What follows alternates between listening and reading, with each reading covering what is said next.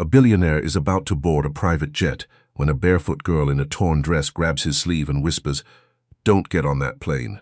He almost walks away. 2 minutes later, everything changes. The morning Vincent Calloway nearly died began like every other morning of his adult life, ahead of schedule and completely alone. He moved through the private terminal at Hartsfield-Jackson with the practiced efficiency of a man who had reduced living to its most productive components. 53 years old, silver at the temples, the kind of posture that comes not from confidence but from decades of people stepping aside to let you pass. His assistant Priya walked 3 paces behind him, reading departure updates aloud. His phone was already at his ear. The deal he was flying to close in Phoenix, a logistics network acquisition worth $240 million, had been 8 months in negotiation, and today was the day. "Mr. Calloway," Priya said, "they're ready to board. The crew has your—" That was when he felt it. A small hand, not grabbing exactly, more like catching. He stopped and turned.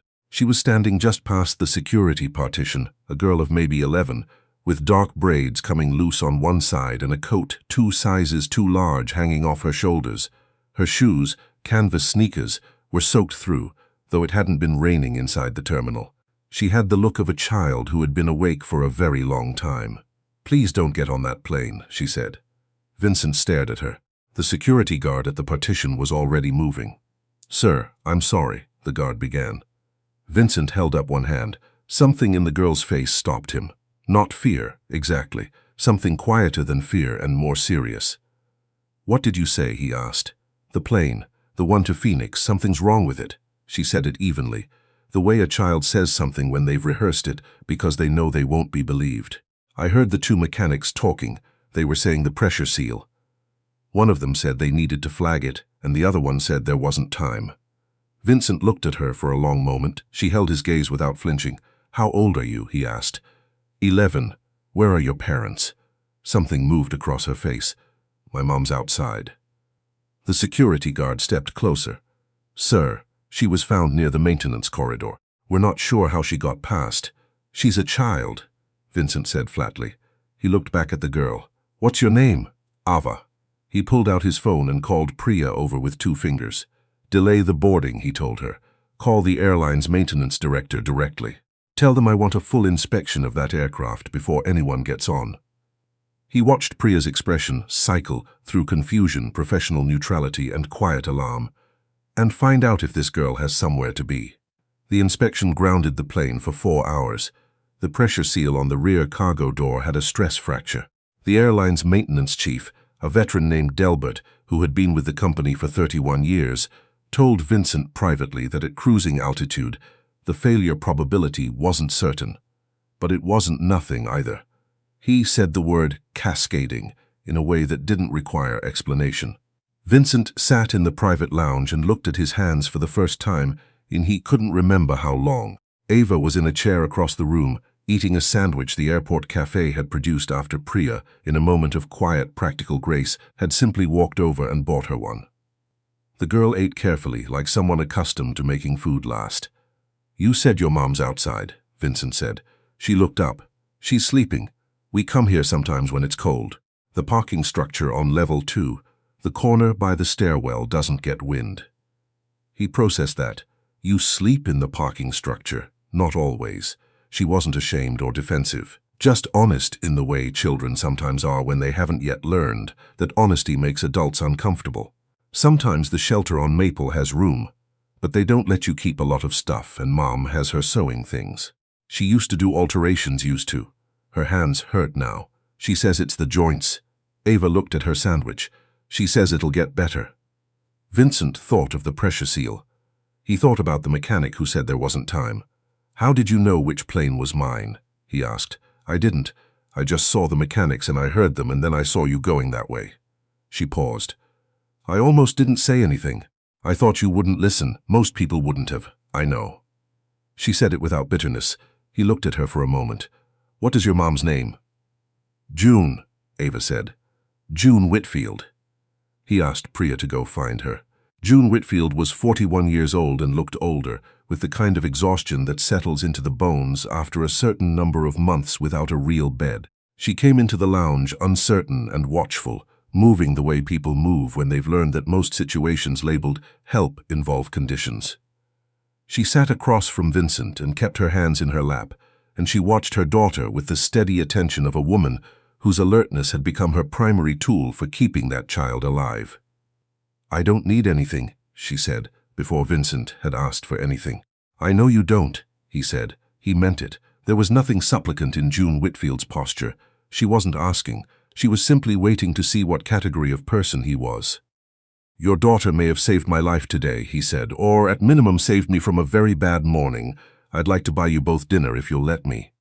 June looked at Ava. Ava looked at her mother. "Okay," June said. They went to a restaurant in the terminal.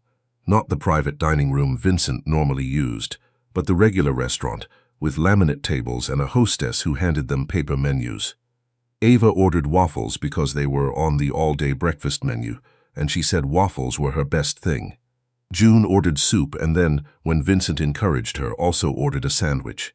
They talked, or rather, Ava talked, and June occasionally added things quietly, and Vincent mostly listened, which was not something he had done with sustained attention in longer than he could clearly remember.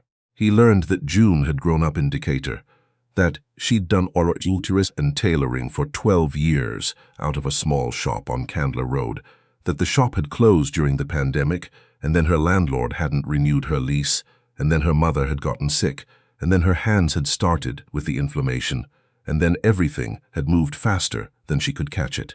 He learned that Ava was in 6th grade, when she could get to school, and that her best subject was math, and her teacher, a woman named Mrs. Osei, had sent home a note 3 weeks ago saying Ava had the highest score in the district on the fall assessment. "Do you have the note?" Vincent asked.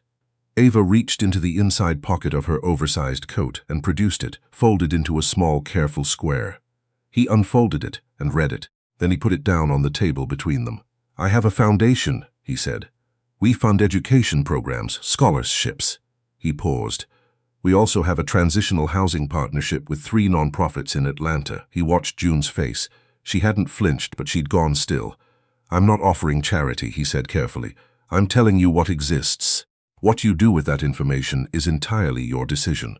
June was quiet for a moment. Then she said, "People say things." "They do. They say things and then the conditions come out." "They do," he agreed. "I understand why you'd assume that." He looked at her directly. "I'm not going to pretend I have no self-interest here. I came very close today to not having any more days. That tends to clarify things." June looked at her soup. She picked up her spoon, then put it down again. "The housing program," she said finally. "Is there a wait list?" "There is." "Priya." He looked at his assistant, who had been sitting discreetly at the end of the table. "Can you find out where the list currently stands and what the intake process looks like?" Priya was already on her phone. In the car on the way back to the city, the Phoenix deal rescheduled to a video call, the afternoon suddenly unscheduled in a way Vincent could not remember it being in years. He sat in the back seat and looked out at the highway and did not reach for his phone. He thought about Ava, who had almost not said anything. He thought about the mechanic who said there wasn't time. He thought about the 12 years of alterations on Candler Road, folded up into a parking structure on level 2. He called his foundation director, a careful man named Theodore, and asked him to expedite the housing application review for a June Whitfield and dependent. Theodore said he would look into it. Vincent said, "Today, Theodore." There was a brief pause. Theodore said he understood. He didn't hear from them for 9 days. Then Priya forwarded him an email from June, brief and plainly worded, saying that they had been contacted by the housing program and an appointment had been made for the following Tuesday. She said, "Thank you." She said Ava wanted him to know she had gotten 100 on her math test. Vincent read the email twice, then he forwarded it to his personal folder, something he did with almost nothing, and went back to the Phoenix acquisition. He thought that was the end of it. He was wrong. 6 weeks later, he was in his office on the 44th floor of Callaway Capital's Atlanta headquarters when Theodore appeared in his doorway with an expression Vincent could not immediately categorize. "There's a situation," Theodore said. The housing program June and Ava had been placed in, a nonprofit called Bridgeway, run by a woman named Dr. Constance Adeyemi, was losing its building. The owner had sold to a development group. The development group had given 90-day notice. The 90 days expired in 3 weeks. 31 families. Vincent leaned back in his chair. How much is the building? Theodore named a figure. It was not, by the standards of the Phoenix acquisition, a large number. Buy it, Vincent said. Theodore stared at him. Through the foundation, Vincent said. Structure it as a long-term lease back to Bridgeway at $1 a year. Get the lawyers on it this afternoon. Vincent, Theodore said carefully. The board advises. I decide. He said it without heat, as a simple statement of fact. 31 families, Theodore. Buy the building. The board was not pleased this. He learned at the emergency session his CFO, a meticulous woman named Renata, called for the following Monday. The concerns were reasonable, as such concerns go. Fiduciary responsibility, mission drift, optics of a for-profit entity acquiring residential property. Vincent sat at the head of the table and listened to all of it. Then he said, the foundation exists because I fund it. Its mission is my determination. Buying this building is consistent with that mission. He looked around the table. What I am not prepared to do is explain to 31 families why they need to move, because we were concerned about optics.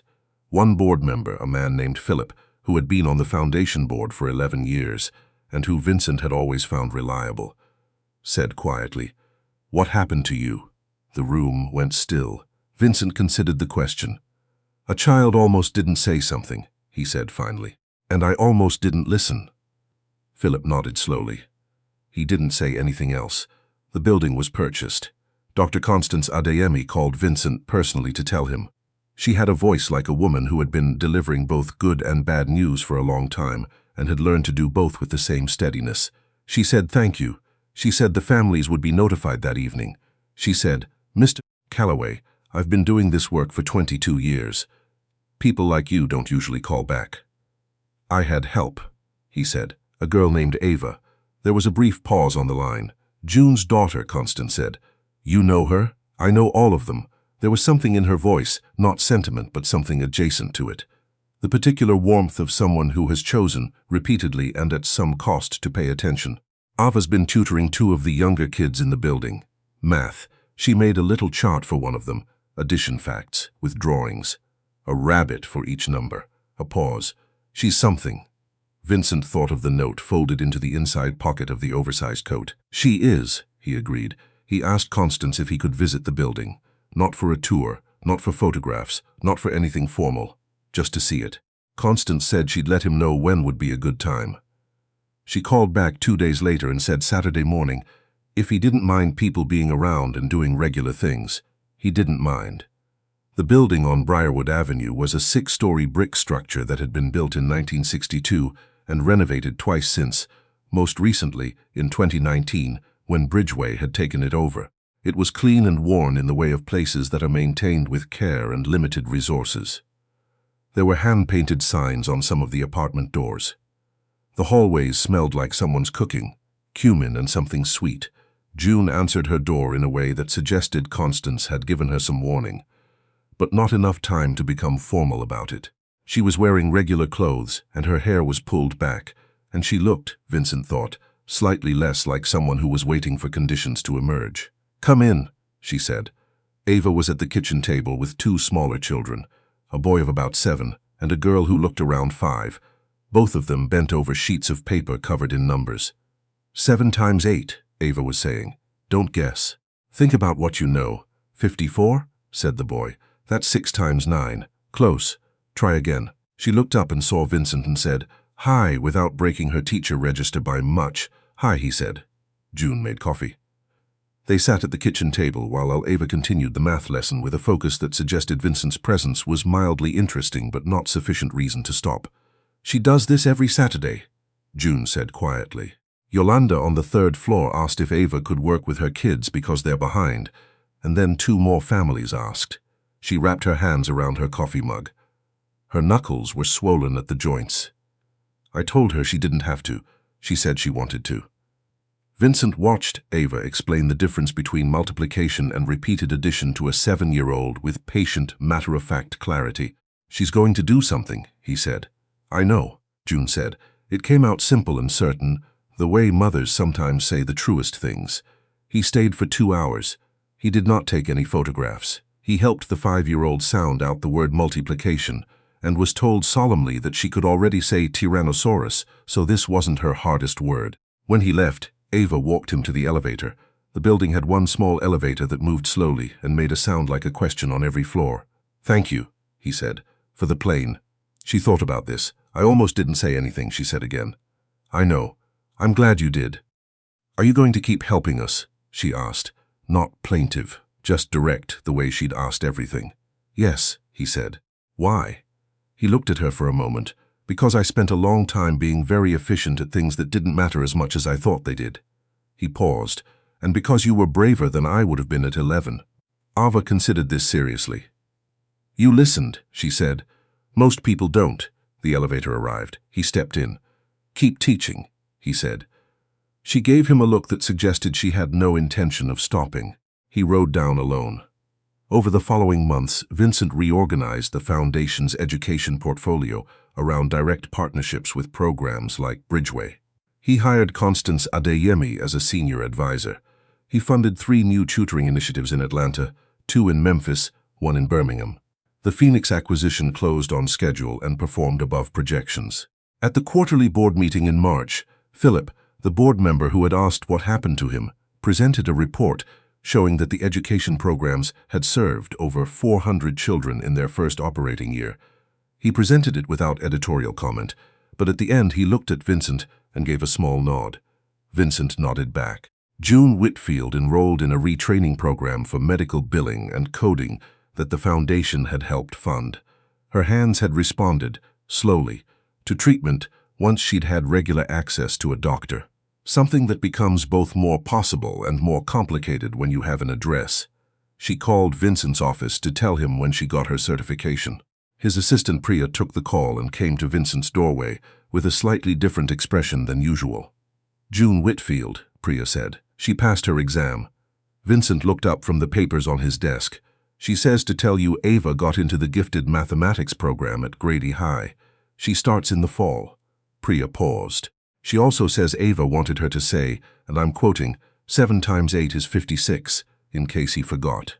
Vincent was quiet for a moment. Then he laughed, a real laugh, unscheduled and unperformed, the kind that surprised him by being there at all. "Tell her we did not forget," he said. "Some things you carry for a long time before you understand what they weigh." The morning at the terminal had felt, in the moment, like an interruption. Something that wedged itself into the margins of a day that was supposed to be about something else. It took him longer than he expected to understand that the interruption had been the point. That the 8 months of negotiation and the $240 million and the pressure seal with its stress fracture had all been, in some sense, moving toward a barefoot girl in a too large coat, standing at a security partition, deciding whether to say something. She had decided to say something, and he had, for reasons he could not entirely account for, decided to stop. That was where it had started. Everything else was just what happened when 2 people chose, against their better judgment, and for no particularly logical reason, to pay attention.